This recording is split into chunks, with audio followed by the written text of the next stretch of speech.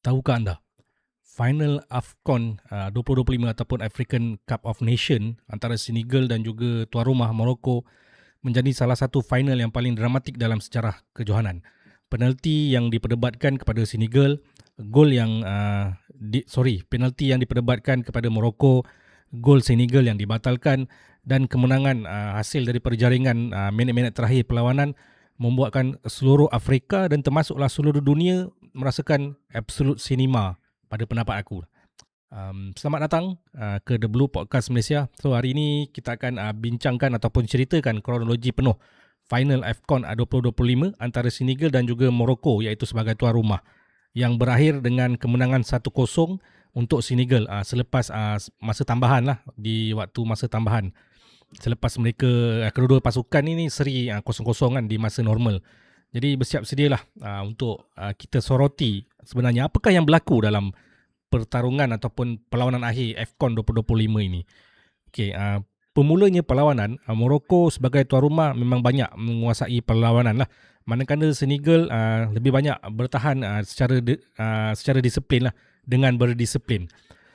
Sadio Mane yang menjadi kapten kepada pasukan Senegal memang secara tak langsungnya menjadi pemimpin di atas padang, sentiasa memberikan arahan dan sentiasa menyuntik semangat kepada rakan sepasukan beliau lah.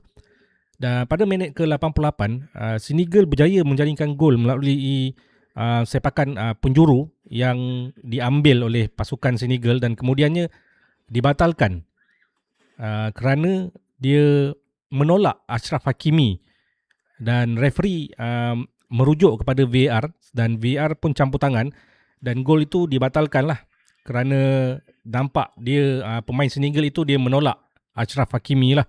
Dan pada ketika itu, pada ketika gol itu dibatalkan, penyokong Morocco mulalah bersorak, manakala pemain Senegal kelihatan sangat kecewa lah. Tetapi Sadio Mane dan juga rakan-rakan yang lain yang masih lagi bersemangat membantulah untuk menenangkan rakan sepasukan mereka.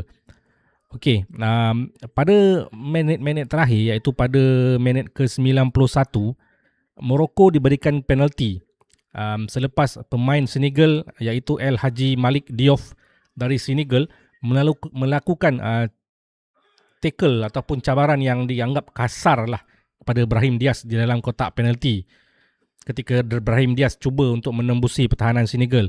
VAR sekali lagi campur tangan dan VAR juga mengesahkan bahawa cabaran tersebut menyebabkan pengadil memberikan penalti lah kepada pasukan Morocco. Dan keputusan pengadil ini menjadi satu kontroversi lah dan mencetuskan protes hebat daripada pasukan Senegal lah. Termasuklah jurulatih Senegal sendiri iaitu Pape Bonatiu yang mengarahkan pemainnya untuk keluar padang sebagai tanda protes lah.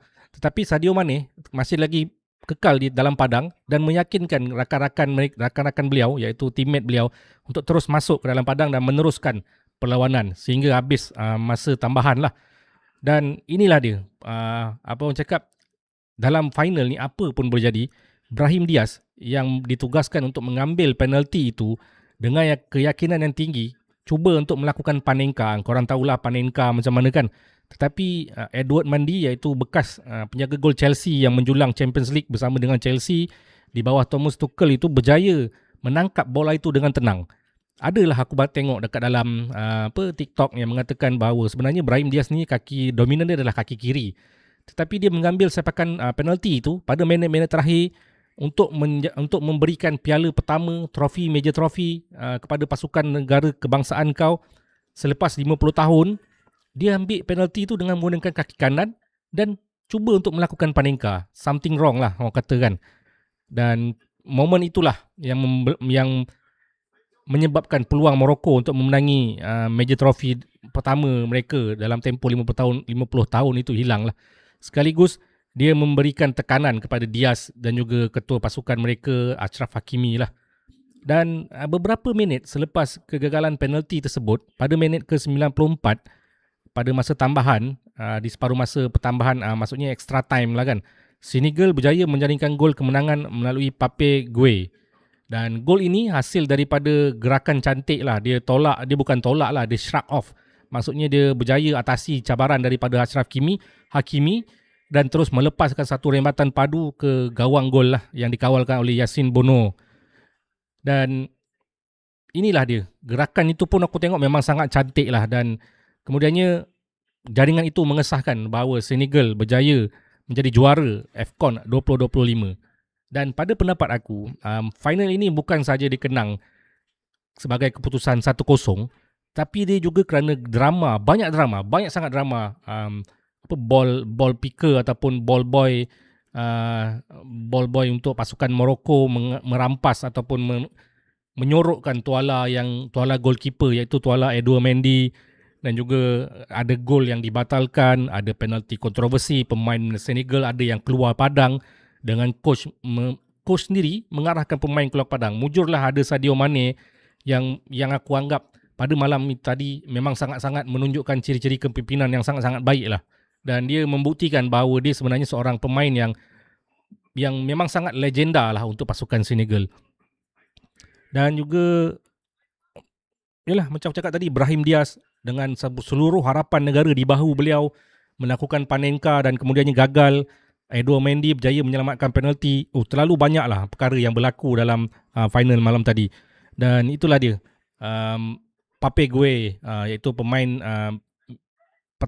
tengah pasukan Senegal, berjaya menjadi wira untuk pasukan Senegal pada malam itu.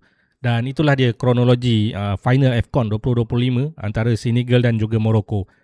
Dari The Blue Podcast Malaysia, kita akan terus bercerita ataupun menyampaikan cerita bola sepak dengan perspektif yang daripada pandangan seorang peminat bola sepak daripada Malaysia. Jadi itulah saja konten aku untuk hari ini. Kepada korang yang masih lagi belum subscribe, bolehlah subscribe channel aku, dan target aku adalah untuk mencapai 3,000 subscribers lah sebelum tamatnya bulan Mac tahun 2026 lah. Dan kita akan berjumpa lagi di episod yang akan datang. Assalamualaikum warahmatullahi wabarakatuh.